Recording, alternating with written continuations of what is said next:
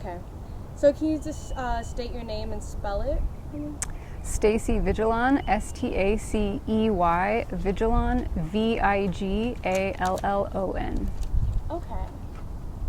And can you just talk to me about the Baldwin Hills? Well, can you talk about this park? How long it's been around in the community? This park has a really great community story, and it definitely predates before I came on the scene. But I believe it opened in 2009. And before that, it was a very long community battle to get it to be a park as opposed to a housing development.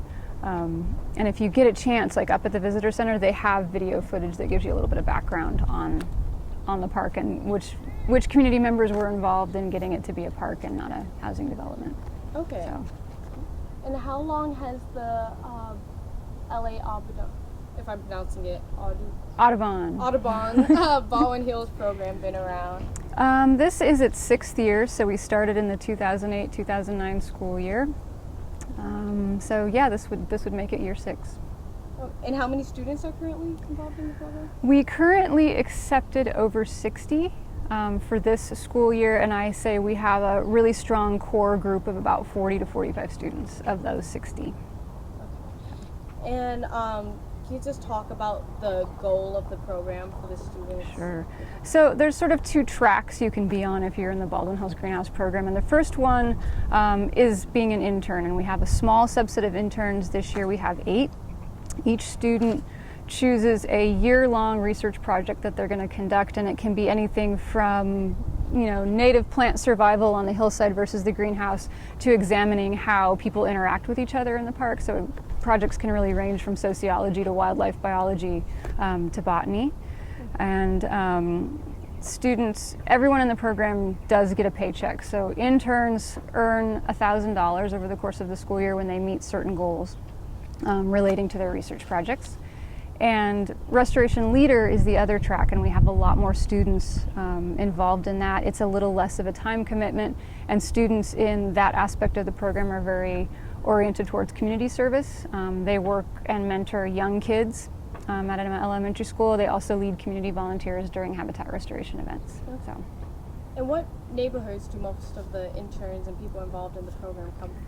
Almost everyone involved in the program comes from Dorsey High School. So we work exclusively with students at that school. So some students are no longer in the area, but they still commute in from to attend Dorsey. But I would say everywhere from, Dorsey is just about 2.5 miles northeast from here. So it could be anywhere along Rodeo, Crenshaw, Jefferson area. Okay. So around the Dorsey area, they don't have a lot of green spaces, and so why target kids from that area to work with ecology and the environment?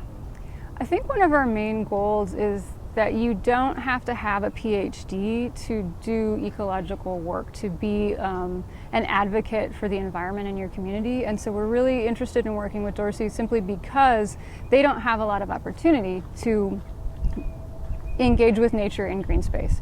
And so we're really excited to work with those students and get them here, which is within walking distance of their school, and really get them involved in a project that puts them front and center in working to make positive change in their community in terms of the environment, issues with food. There is a campus garden that has both food and native plants. We try to integrate activities with that. We work closely with the Eco Club advisor and the environmental stewardship teacher, the marine biology teachers, to really get students engaged. So. And so from the beginning of the program to the end, how do you see students change and grow in that way, working with the environment? I think a lot of it comes down to pride in their accomplishments. So they may come to the program, knowing very little about the environment, but once you've put in a lot of native plants and you've taught, a 3rd grader about beach ecology and threatened species at the beach, you emerge with this really strong skill set and you're very comfortable talking about the work you do. So I think it's great if students want to go on and study science in college, but I think more important is the idea that you're leaving high school and potentially becoming a voter and a future parent, and you have a strong foundation in why the environment is important to your community. Okay. And how do you, identify students to be involved? How's that like application process or bringing students in? We work closely, again, with the environmental stewardship teacher and the marine biology teacher. And students throughout the school year, even if they're not in our greenhouse program, if they're in the Eco Club, they're invited to participate in certain events. So students who have an interest in the program ask for an application, they fill out the application, they sit through an interview. So students are very self-selected. And one of the things that we're really proud of with the Restoration Leader Program in particular is that it serves a really wide range of students, from super nerdy overachievers to students maybe who are struggling academically, to athletes, to special ed students. So we really aim, if you have an interest, then you are welcome in the program. It's not about GPA, it's not about who's going to college necessarily. It's like we're really excited to work with anyone who is interested in this kind of work. Okay. So. And like obviously this is a very large park with lots of native plants. Are there any other areas in South Los Angeles with extensive green spaces? An even bigger park is Kenneth Hahn, which is just the next hill over, and I don't know what the acreage of that one is, but it's huge. And a lot of people don't know about it, but it's a fantastic, I think, in my opinion, one of LA's best parks. And so there is stuff, there's little pockets of things that are accessible. There's Jim Gilliam Rec Center, and that's more of a manicured park, but we just did a bird count for Cornell's Great Backyard Bird Count. We did that on Saturday. We had 15 bird species in 45 minutes. So there's a lot of stuff that people don't even know that's out there, but it's there. So what would you say some of the benefits of having like large green spaces for people to go to? What is that benefit? I think green space and open space, especially in the city, is essential to things like physical fitness. So you have a place to go walk around for free outside like this. This park is heavily used as people's free gym. It's essential for that physical fitness component. I think also mental health. Having a place, green space in particular, there's lots of studies that show if you spend time outside, especially if you're a city dweller, being outside helps with stress levels. And I think at these parks, people may not necessarily be here to connect with nature or count birds or, study the wildlife, but they're here and they're outside. And I think just being outside is an important component to why, having that connection and why we need more green space in LA. And have you guys focused on the drought at all in the program, like looking at the drought? Definitely, yeah. So we do a lot of work with native plants, and the students quickly learn that native plants are adapted to this habitat. So when you plant native plants, you do need to water them in. They do require some water to get established, but compared to a lawn, that kind of thing, native plants are very well adapted to the climate we had. And a couple years back, we had students create a Kill Your Lawn comic book. So they wrote about how do you kill your lawn safely without using chemicals, what plants should you replace it with, why is it important, and so now we have this great tool to show to the public that's student generated, which is a hard sell in LA. Everyone likes their lawns. So. And for the students who complete the program, when they go off to college, do they often study science? Or? We do. We have a lot of students who go on to study environmental science or things like botany. We have several students who are at UC Santa Cruz. We have a student in biology at Brown University.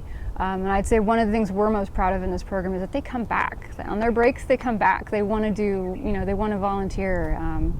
And again, I think we also have a couple students who've gone on to more like communications, film, media.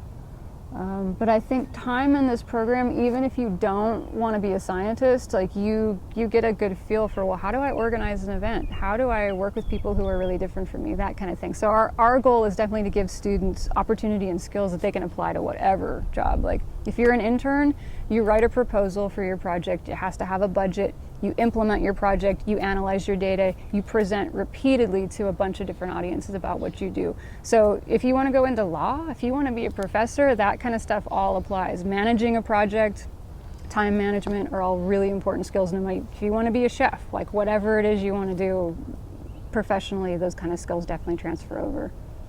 And you said you guys just work with Dorsey High School, or are there other? We have a few students who started with us at Dorsey High School, and then maybe mid-year they switched to a charter or something. So we don't cut them off, but we don't have the capacity to work with all local high schools within the area. We work really closely with Dorsey because we have a strong connection with the educators there, and we can ensure that students will get the support they need at school to stay in the program. And where does funding for the program come from? Funding, wide range. So we did get a grant the first couple of years from the Baldwin Hills Conservancy. We've been really fortunate to get grants for several years from the Toyota Together Green program. We have an anonymous donor who kicks in a lot of funding. So every year we're always searching for something new, but yeah, we've been very fortunate, and it's been a wide array of funding. So. And what's your favorite aspect of the program? I think for me, it's really great to be present for those moments where you can like see somebody's brain go, oh, like we're like, I had no idea. Like one of our students, Monica, she's now in her third year with us. She really wanted to study birds. And so she was a sophomore when she started, and she's like, I know 2 birds. I think that everything I see is a pigeon. And within 1 year of doing her project, she could identify like 25 different species. And so, she's really interested in becoming a chef and starting her own business. But like the bird thing is a big deal to her. It's something she enjoys doing. She keeps a list of what she sees. So having that influence and getting to see like students connect with nature or connect with the concept or connect with, they're like, I love teaching kids. I had no idea. I absolutely love teaching elementary school students. So yeah, I feel very lucky to get to be there to witness those kind of moments. Do you think the lack of understanding about nature comes from the lack of emphasis of learning nature in school, or living in an urban area? I think it's probably a blend of things. I think when you're in the city and you don't have access to green space, if you don't come from a family who has the means to get up and go camping somewhere else, or really does the extra work to have their kids connect with nature, you may not have that opportunity. I also think in schools there's a lot of emphasis on standardized testing, and so there are some things, if you can't show an immediate link to how this is going to increase scores for your school, you maybe don't want to take the risk to have students and teachers spend the time doing that. So I think it's both, and I think it's probably where we're at as a culture as well, where we still view the outdoors as recreation and not as something essential to how we have to get along in the world. And this is just wondering, have you heard of the Green Alley program? Yes. Oh. Yes, I have heard of it. So how do you think that will impact the communities around here? I think any project that starts incorporating the environment and makes it a community-based effort, whether it's through schools or neighborhood associations, is only a positive, because it's connecting people to each other, and it's demonstrating how you can use existing city space for an ecological purpose. So I think like pretty much any project that gets the community involved in the environment is great. Great.